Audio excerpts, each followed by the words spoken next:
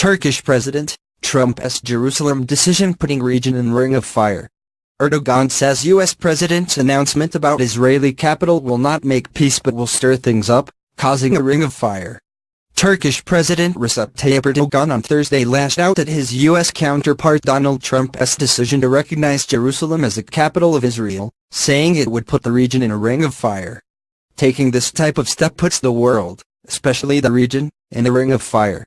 Hey Trump, what do you want to do? What kind of approach is this?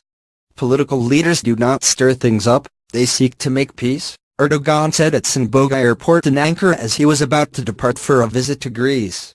Erdogan had earlier threatened to sever diplomatic ties with Israel if the president recognized Jerusalem as the capital.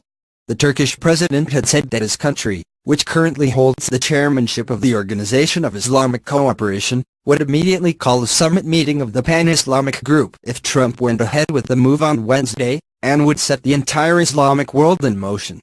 Mr. Trump. Jerusalem is a red line for Muslims, he said in a raucous televised speech to his ruling party that was greeted with chants and applause. Trump's defiant move making good on a pledge made during his 2016 presidential campaign ends 7 decades of U.S. ambiguity on the status of the Holy City, which is vociferously claimed by both Israelis and Palestinians. Trump said this marks the start of a new approach to solving the Israeli-Palestinian conflict. Israel is a sovereign nation with the right like every other sovereign nation to determine its own capital, he said in a White House speech on Wednesday. It is time to officially recognize Jerusalem as the capital of Israel, he said, urging calm in the voices of tolerance to prevail over the purveyors of hate. But immediately the move sparked anger among Palestinians and their supporters.